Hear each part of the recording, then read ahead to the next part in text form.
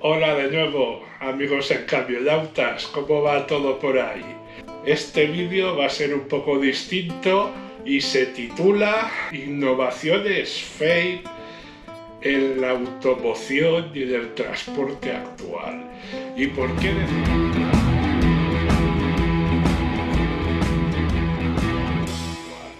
¿Y por qué decimos lo de innovaciones fake? Ya lo sabéis, fake es el nuevo modo de hablar de cosas que son mentira o no son del todo ciertas. Pues bien, la innovación es algo nuevo y además se supone que positivo. Es un cambio para mejorar, en este caso, los vehículos industriales, la automoción, el transporte. ¿Y por qué hablamos de innovaciones fake?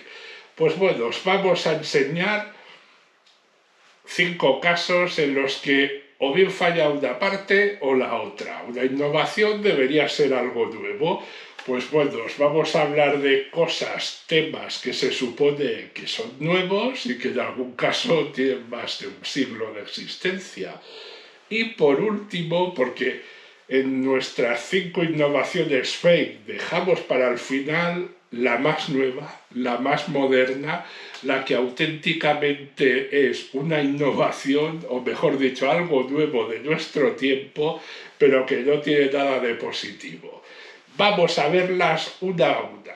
Y nuestra primera innovación fake a la que nos vamos a referir se trata del transporte multimodal. Hombre, estamos de acuerdo, no es algo que se haya inventado hoy. Intermodal, multimodal, bimodal, llámalo como quieras. Hace ya muchos años, prácticamente medio siglo, que los containers, los contenedores, son como las células sanguíneas del transporte a nivel mundial. Lo mueven todo en la economía. Y eso lleva ya en vigor más de 50 años. Pero ¿qué sucede? Pues que en nuestra España y más en la Unión Europea, cada 2 por 3 llega un político y se cree que va a inventar el transporte intermodal, sea potenciando el paso de mercancías desde la carretera al ferrocarril, sea potenciando el transporte fluvial, o sea intentando que entre el transporte por barco, vía marítima y el ferrocarril no haga falta un cambio de medio. Pero es que esta idea, esta necesidad, no es algo nuevo, no es algo de hoy en día. Es más, hace algo más de 100 años, sí, habéis escuchado bien, un siglo atrás, un comerciante de Nueva York decidió dar un paso en sus tiendas y mejorar su proceso logístico. ¿Y cómo lo hizo? Abandonó los carros tirados por caballos y compró camiones, las máquinas modernas y muy caras.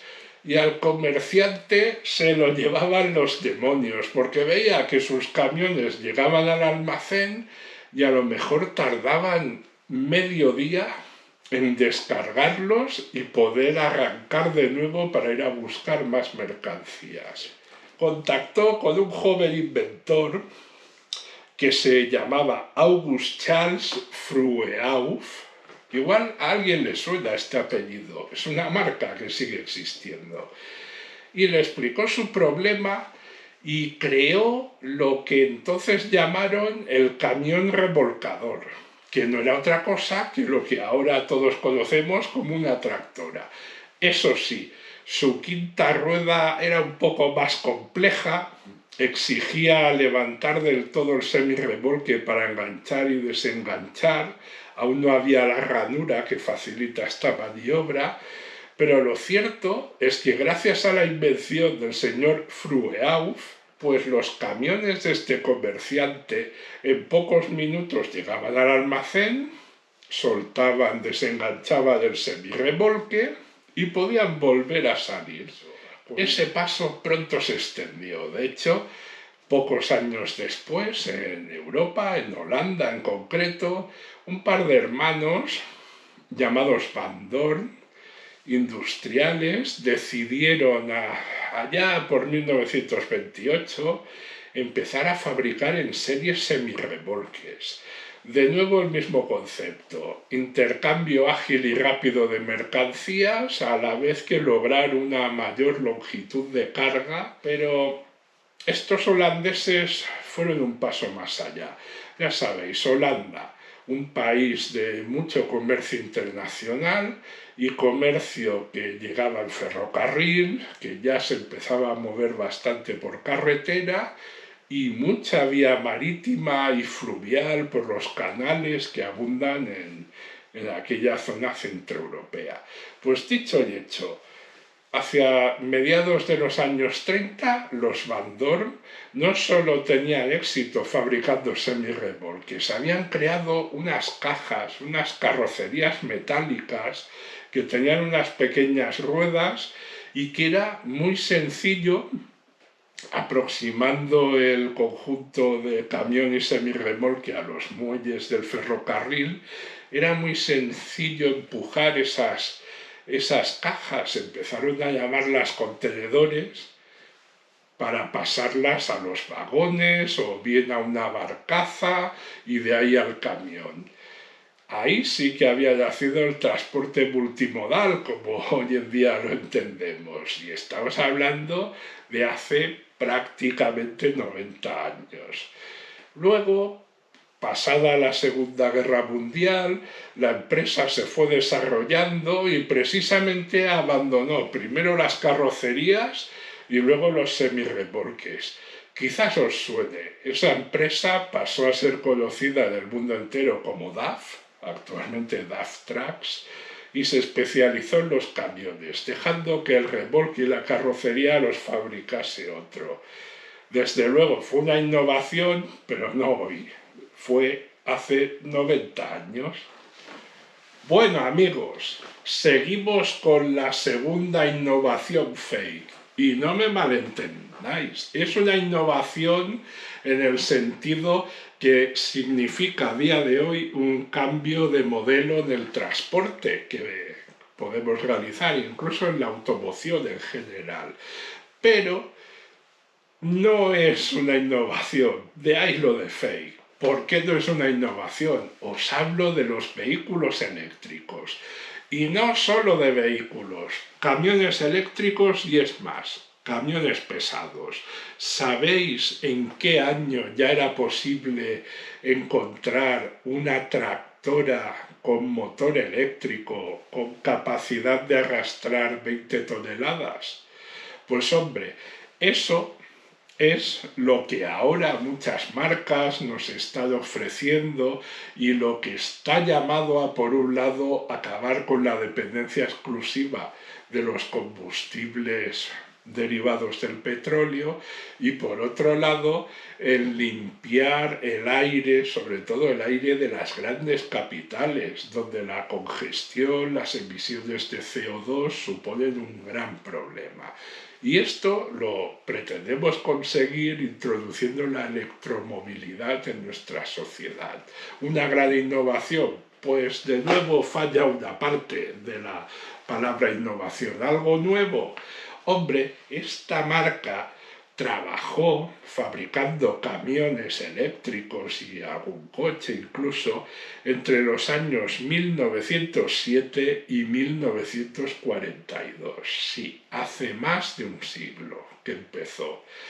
Y fue algo tan novedoso que los principales innovadores y la gente que potenció el desarrollo de la electricidad a nivel industrial, como fue Thomas Alva Edison, uno de los fundadores de la compañía General Electric, incorporó estos camiones en su propia factoría para mover dentro de la fábrica los vagones de ferrocarril mediante los cuales les llegaban las piezas. Pero el camión eléctrico jugó sus bazas y en los primeros años del siglo XX era, junto al vapor, el tipo de tecnología que podía mover mayores pesos. años. De hecho, os podemos enseñar otro camión que fue un vehículo que estuvo trabajando hasta los años 60, que era de tracción 4x4 y que utilizaba un periódico en el estado de New Jersey para trasladar bobinas de papel a su imprenta, a la rotativa. Este camión era tan fiable que estuvo trabajando hasta los años 60. Vemos así como los camiones eléctricos están de nuevo regresando, no llegando, van a jugar un papel importante en nuestra sociedad. Sobre todo la electromovilidad soluciona el problema en las grandes ciudades, cuando tus necesidades se mueven en 300 kilómetros, quizás algo menos, de recorrido diario. Y es algo que ya se pensó en ello hace muchos años, en concreto un siglo atrás. Bueno, volvemos a las tecnologías que están revolucionando el transporte y la automoción en este interesante inicio del siglo XXI. Y ahora os voy a hablar sobre la conducción autónoma, es decir, conducción de vehículos sin conductor. Diréis que, hombre, esto no puede tener 100 años. Pues es verdad, no tiene 100 años, pero me atrevo a llamarla innovación fake, si me lo permitís, porque si no 100, algo más de medio siglo sí que tiene, o al menos tecnologías que están en el origen de la conducción autónoma. Sin ir más lejos, me voy a permitir explicaros una batallita personal. Allá por los años 90, que es cuando empecé, años 90 del siglo pasado, cuando empecé como un joven e ilusionado periodista en el campo del vehículo industrial, sobre todo de los camiones, que es lo que me apasionaba, pues hacia el 99 tuve la ocasión de visitar un centro de pruebas y experiencias tecnológicas demasiado secreto para mi gusto, porque fue horrible, casi no pudimos hacer una foto, pero nos enseñaron cosas que en aquel momento nos parecieron increíbles. Y entre esas cosas pude montarme a bordo de un camión, era un Mercedes-Benz Actros de la primera generación, camión que a priori parecía normal. Me sentaron en el asiento del acompañante y entró un hombre que me dijo que no era el conductor, que él simplemente se iba a encargar de conectar los sistemas y que luego se iba a poder a leer una revista. Me la enseñó, una revista de coches. Me extrañó. Íbamos detrás de otro tráiler igual, otro Mercedes-Benz Actros, y empezamos a circular. Tocó unos botoncitos antes de arrancar y efectivamente el hombre se puso a leer la revista y no se apoyaba en el volante porque el volante giraba, el camión, que recordemos ya tenía uno de los primeros cambios semiautomáticos, lo que hoy en día es normal, y el camión realmente iba solo. Yo iba con cara de sorpresa y el otro tan tranquilo. Eso sí, no nos quería explicar muy bien cómo funcionaba y aquello iba como un misil. Yo os diré, como un misil textualmente. Al final nos dijeron que habían adaptado la cabeza buscadora de radar de un misil ya un poquito desfasado para no tener problemas con temas top secret.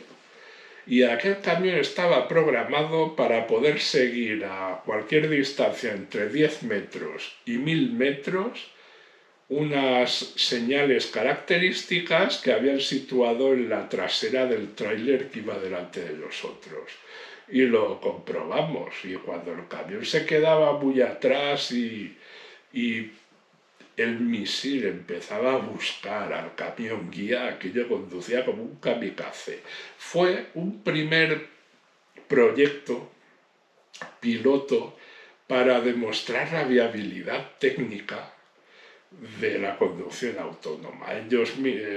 Los propios participantes en aquella experiencia nos confesaron que aquel no era un camino práctico para llegar a alcanzar la conducción autónoma. Con ese cambio en el año 1999 lo lograron.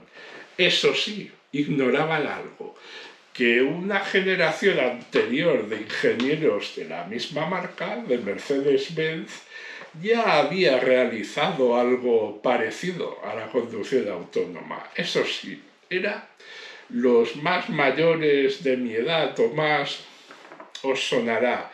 ¿Recordáis uno de los juguetes estrella en nuestra época? El coche teledirigido con cable y un volantito. Pues bueno, cuando en las pistas de pruebas de Mercedes-Benz necesitaban tomar datos de cómo funcionaba un vehículo en tiempo real o incluso conducirlo sin estar sentados directamente dentro de él, habían creado un vehículo extraño que podía parecernos ahora un papamóvil, algo parecido a un monovolumen, lleno de paneles, de instrumentos y con un cableado extensible que desde el techo podía ir conectado a otro vehículo. Así, persiguiéndose cerca, era casi un coche teledirigido, pero con cables, naturalmente, solo para operar en pistas de circuito cerrado. Pero no os creáis que esto, años 60, fue lo único que hubo en conducción autónoma. El gran rival de Mercedes-Benz, al menos en el campo del vehículo industrial, MAN, de Baviera, otros alemanes, justo cuando estaba desarrollando su nueva gama de camiones pesados a finales de los años 60, era capaz de situar un camión en su pista de pruebas. Por ejemplo, tenemos que comprobar cómo funciona este camión durante 10.000 horas seguidas. Pues era algo, ahora se puede incluso simular en ordenador, pero hace 60 años no. Entonces tenían que tener un camión continuamente en marcha y un gran equipo de probadores, sí. Pero alguien pensó, oye, ¿y si hacemos que un camión sea capaz de circular él solito? Observar esta foto. Es un camión de pruebas de MAN en los años 60. Y es un camión de pruebas que está circulando. Ampliamos la imagen. Es un camión de pruebas que está circulando por una pista y mirad bien el interior de la cabina. No hay nadie. ¿Qué veis? ¿Falta algo? El conductor. ¿Qué veis también? Hay una especie de armario extraño en la parte central de la cabina. Ese era un cerebro electrónico que tenía memorizadas la velocidad, el recorrido, las distancias y por lo tanto el camión podía acelerar, girar, hacer las curvas necesarias para ir completando las vueltas al circuito de pruebas. Eso sí, en ese camión no había sensores, mejor era no cruzarse en su camino, pero desde luego era conducción autónoma, hace 60 años. Bueno, vais viendo que grandes cambios, grandes invenciones, son grandes invenciones, están hoy en día en boga y nos van a cambiar el modo en que funciona la automoción y el transporte, pero que no son innovaciones de este momento. Ahora os voy a hablar de motores diésel. Sí, de acuerdo, Rudolf Diesel, por cierto, un ingeniero de MAN, realizó su invención no en el siglo pasado, en el anterior, a finales del siglo XIX. Concretamente, el primer motor diésel se fabricó en 1897. Lo hizo la MAN, era un maquinón enorme y estaba destinado a competir frente a las máquinas de vapor, por ejemplo, para impulsar un barco, por ejemplo, para mover los telares de una fábrica textil, ese tipo de cosas. Y diréis, bueno, ya lo sabemos, el diésel no es un gran invento, no es una cosa nueva, está en vigor todavía, pero ¿por qué lo llamas innovación fake? Pues muy sencillo, algo que ahora empezamos a oír, los combustibles alternativos, la posibilidad de lograr que el diésel pueda seguir existiendo y siendo útil en la época de los combustibles renovables y del balance cero de emisiones contaminantes, o sea, que los motores diésel funcionen sin gasóleo, eso sí que es nuevo, ¿verdad? Es lo último, es más, incluso combinarlo con motores eléctricos y lograr vehículos híbridos. Pues siento deciros que estamos ante la cuarta innovación fake de este vídeo. ¿Por qué? Muy sencillo. Rudolf Diesel, cuando realizó la invención de su motor, no conocía el gasóleo.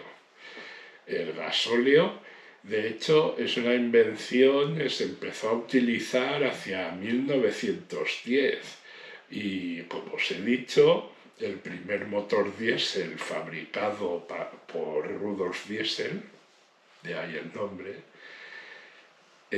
nacía en 1897, muy anterior al gasóleo. Pues bueno, es que el señor Rudolf pensó en un motor que iría con una especie de gas creado a partir del carbón. Luego vio que aquello podía funcionar quemando diversos tipos de aceite, aceite pesado, aceite vegetal, aceite creado a partir de cacahuetes. Por cierto, igual eso suena a biodiesel o algo que sus siglas en inglés son HVO, el aceite vegetal hidrogenado para que sea más fluido y pueda trabajar adecuadamente en los modernos motores diésel, que serán neutros en cuanto a emisiones de CO2. Eso supuestamente era muy nuevo, pues no. Más o menos así, aunque ya os lo digo, con muchas más emisiones y menos potencia, fue como empezó el primer motor diésel. En concreto empezó a unas humildes 154 revoluciones por minuto y rindiendo 18 caballos, pero ya funcionaba a partir de combustibles bio. Es más, el motor diésel tardó en poder ser adoptado para el gran público. MAN, que en 1914 ya fabricaba camiones, sin embargo lo hacía con motores de gasolina. Y el motor diésel no llegó a un camión hasta 1932 en la propia MAN, que fue de 110 caballos y en su momento fue el mayor camión del mundo diésel. ¿Y por qué tardó tantos años? Muy sencillo, era un secreto. Fue una tecnología punta durante la Primera Guerra Mundial. ¿Por qué? Porque la Marina alemana los empleó, estos motores, en su flota de submarinos. ¿Y para qué los empleaba? Pues mediante otro invento, el snorkel, que no era otra cosa más que un tubito, los utilizaba para recargar las baterías de los motores eléctricos que usaban los submarinos bajo el agua. Baterías, motor eléctrico, recargados mediante un motor diésel. Sí, es que digamos que las cadenas cinemáticas híbridas diésel eléctricas también se inventaron hace más de 100 años. Y bueno, lo hemos dejado para el final. Pero hay una innovación fake que es auténticamente algo nuevo, algo de nuestra época. Sin embargo, ¿por qué la llamamos fake? Muy sencillo, porque la innovación se supone que es algo que mejora nuestras vidas, mejora la sociedad. Y sin embargo, a continuación os voy a mostrar algo que puede ser muchas cosas, pero un paso adelante hacia la mejoría no lo es. Me refiero a los navegadores GPS, en concreto un tipo de ellos, a los navegadores GPS gratuitos que podemos encontrar incluso ya instalados en cualquier móvil, en cualquier smartphone cuando los adquirimos. Son muy útiles, son una gran ayuda, te sitúan en todo momento. Pero si los mezclamos con camiones pueden llegar a convertirse en un gran problema. Y eso sí que es algo nuevo de nuestros tiempos. ¿Cómo puede ser que la gente se meta en auténticos laberintos, en caminos de tierra, en montañas retorcidas, donde es imposible que un tráiler, un vehículo de 40 toneladas pueda salir indemne de esa aventura? No hay que confundirse. La tecnología de navegadores digitales, GPS, es muy buena. Pero hombre, si vas en un vehículo industrial pesado, utiliza un navegador adecuado. De estos que te preguntan antes las dimensiones de tu vehículo, incluso si llevas mercancías ADR, y que entonces tendrá eso en cuenta para planificar tu ruta. Es más, a veces te puede suceder que la dirección que te han dado, las coordenadas que te han dado, no las encuentres en navegador adecuado para camiones. Pues utiliza entonces un navegador como el de Google, pero como referencia, como ayuda. Mira en el propio Google cómo es la zona a la que vas, o cuando te acercas a un lugar complicado, hombre, utiliza el navegador, de acuerdo, pero no dejes de usar el sentido común. Para el vehículo, bájate y pregunta. Esta era nuestra última innovación fake del día. Algo nuevo, pero que no deja nada bueno a quien la utilice sin sentido común. Bueno, en Camionautas, esperamos que os haya gustado este vídeo. ¿Estás de acuerdo con nosotros en lo que llamamos innovaciones fake? Ponlo en los comentarios, explícanos si conoces alguna innovación más de estas que se merecen la coletilla fake. Y además de eso, ya sabéis, si os gusta el vídeo, pues hombre, darle al like, y si tan contentos habéis quedado, hasta podéis suscribiros, que eso nos ayuda mucho a progresar en el duro mundo de Internet. Hasta la vista, Camionautas, volveremos con más temas.